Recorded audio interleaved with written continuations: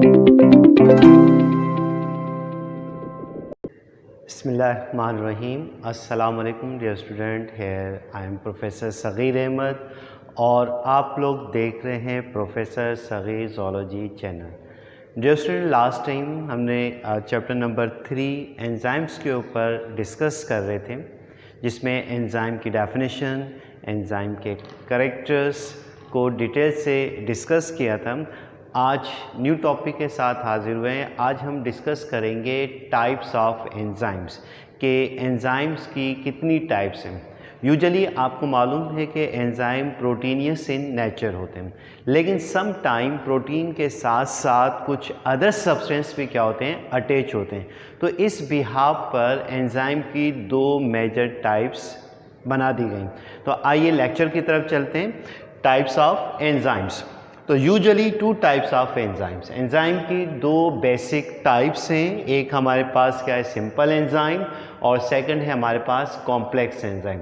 Simple enzyme जैसे नाम से ज़ाहिर है सिंपल, के ऐसे एंजाइम्स जो प्रोटीन सब्सटेंस पर मुश्तमिल होते हैं, यानी कि enzymes which are consist of protein, only protein are called simple enzyme. और सिंपल एंजाइम को हम क्या कहते हैं, प्रोटियोजाइम भी कहते हैं, प्रोटो एंजाइम। बेस्ट एग्जाम्पल है हमारे पास अमाइलेस और सेकंड है पेप्सिन। तो ये बड़ी सिंपल सी डेफिनेशन है कि वो एंजाइम जो प्रोटीन सब्सटेंस के बने होते हैं। और यूजुअली प्रोटीन किस टाइप की होती है जो स्टूडेंट, ये बड़ा इंपॉर्टेंट एमसीक्यू से, एंजाइम में जो प्रोटीन पाई जाती है वो बेसिकली ग्लोब्यूलर होती है, यानी कि दानेदार होती है। तो ये बड़ा इंपॉर्टेंट एमसीक्यूज़ के अंदर आता है, इसको जहन में रखें। Which type of protein present in enzyme, तो यूजुअली कैसी है, ग्लोब्यूलर इन नेचर, यानी कि दानेदार होते हैं। सेकंड जो टाइप है हमारे पास एंजाइम की, उसे आप क्या कहते हैं, कॉम्प्लेक्स एंजाइम या कॉन्जुगेटेड एंजाइम्स। बहुत सिंपल सी definition, enzymes which are consist of protein as well as and other substances are present are called complex enzyme या कॉन्जुगेटेड एंजाइम। यानी ऐसे एंजाइम जिसमें प्रोटीन के साथ साथ दूसरे भी सब्सटेंस क्या हो, मौजूद हों, उन्हें आप क्या कहते हैं, कॉम्प्लेक्स एंजाइम या कॉन्जुगेटेड एंजाइम कहते हैं। एक साइंटिस्ट था, उसने एंजाइम्स के ऊपर मज़ीद काम किया, यानी कि कॉम्प्लेक्स एंजाइम के ऊपर। उसका नाम था यूलर। यूलर ने कॉम्प्लेक्स एंजाइम को एक और नाम दे दिया, उसका नाम रख दिया holo enzyme. This classification protein and non protein substance की बुनियाद पर। तो अगला पॉइंट भी हमारे पास यही है, अकॉर्डिंग टू यूलर, ये एमसीक्यूज में भी बात आती है, अकॉर्डिंग टू यूलर। कब की बात है, 1932। According to Euler, complex enzyme also called holoenzyme, holoenzyme क्या कहलाते हैं, होलो एंजाइम कहलाते हैं। Let's suppose that dear student, ये हमारे पास क्या है, एंजाइम है, और यूजुअली कैसा होता है, डिम्पल इन शेप होता है, having a groove is called active site. अब कॉम्प्लेक्स एंजाइम क्या है कि ज़्यादातर एंजाइम प्रोटीनियस इन नेचर होते हैं, लेकिन यूलर ने मज़ीद इसको डिफ़ाइन किया कि प्रोटीन के साथ साथ क्या है, नॉन प्रोटीन पार्ट भी हैं। यानी कि ये हमारे पास प्रोटीन पार्ट है एंजाइम का, प्रोटीन पार्ट, और ये हमारे पास कैसा है, नॉन प्रोटीन पार्ट है। प्रोटीन पार्ट है और non protein part. According to Euler जो प्रोटीन पार्ट है उसको हम कहते हैं एपो एंजाइम। जो नॉन प्रोटीन पार्ट है इसको कह देते हैं प्रोस्थेटिक ग्रुप। ये अक्सर एमसीक्यूज में आता है कि एंजाइम का जो प्रोटीन पार्ट है क्या कहलाता है, एपो एंजाइम, और नॉन प्रोटीन पार्ट कहलाता है प्रोस्थेटिक ग्रुप। अब ये प्रोस्थेटिक ग्रुप या तो इनऑर्गेनिक हो सकता है डियर स्टूडेंट, इनऑर्गेनिक, या फिर ऑर्गेनिक के साथ साथ इसमें इनऑर्गेनिक सब्सटेंस भी क्या है, पाए जाते हैं। तो अब इनऑर्गेनिक और ऑर्गेनिक की बुनियाद पर, which means that prosthetic group की बुनियाद पर होलो एंजाइम्स की फर्दर 2 टाइप्स बना दी गई। किसने? According to the Euler. तो बात हमारी चलेगी किसके ऊपर? टाइप्स ऑफ होलो एंजाइम्स के ऊपर। Types of holoenzyme, this classification on the basis of prosthetic group. तो यही कमेंट आप यहां पे लिख देंगे कि on the basis of prosthetic group holoenzymes are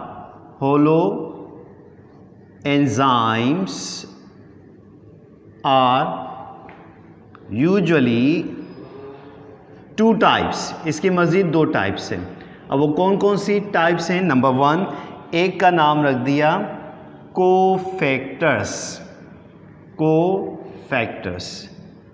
और दूसरा ग्रुप रख दिया coenzymes.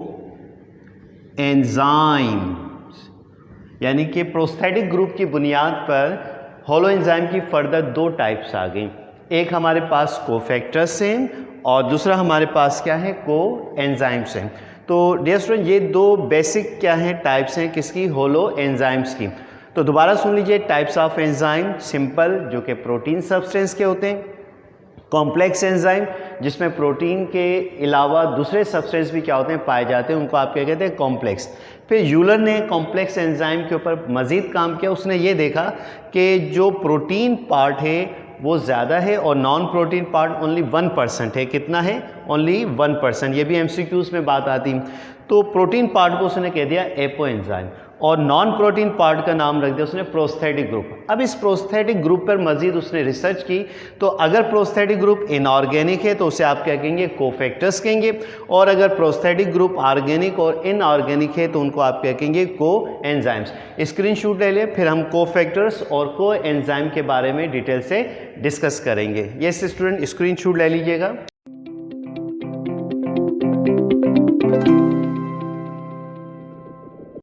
Cofactors, what do mean by cofactors? बहुत सिंपल सी डेफिनेशन है। पहले आइए राइट डाउन कर लेते हैं कि दोज होलो एंजाइम्स, बहुत सिंपल सी डेफिनेशन है, those holoenzymes in which prosthetic group and inorganic are called cofactors. क्या कहलाते हैं? कोफैक्टर्स कहलाते हैं। बेशुमार एंजाइम्स हैं जो कि कोफैक्टर्स कहलाते हैं। फॉर एग्जांपल जिसमें सबसे फेमस हमारे पास एंजाइम है फॉस्फेटेस। दूसरा हमारे पास है कार्बोजाइलेस। ये हमारे पास क्या है? कोफैक्टर्स हैं। अच्छा, कोएंजाइम्स कौन से हैं? आइए उसको डिस्कस करते हैं। कोएंजाइम्स कार्बोजाइलेस, कार्बोनिक एनहाइड्रेस, बेशुमार टाइप के क्या हैं? कोफैक्टर्स हैं। Coenzymes, what do mean by coenzymes? बहुत सिंपल सी डेफिनेशन है कोएंजाइम्स की कि दोज होलो एंजाइम्स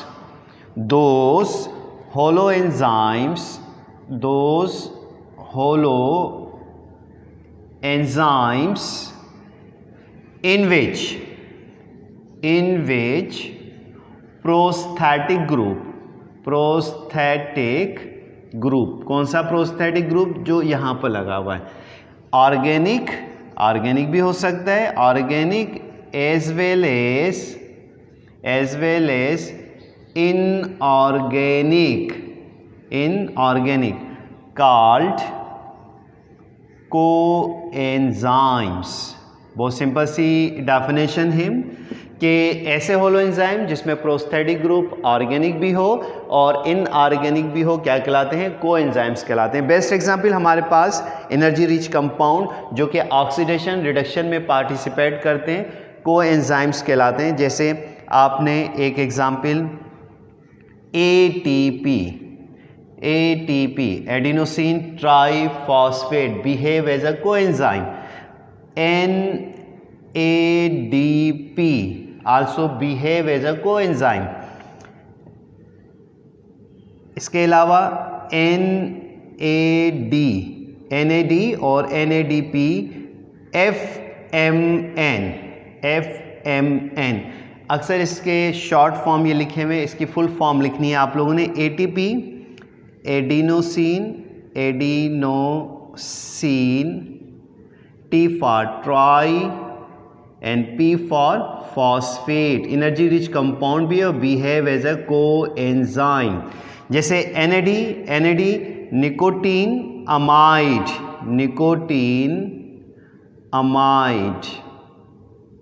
एडेनिन और डाई न्यूक्लियोटाइड।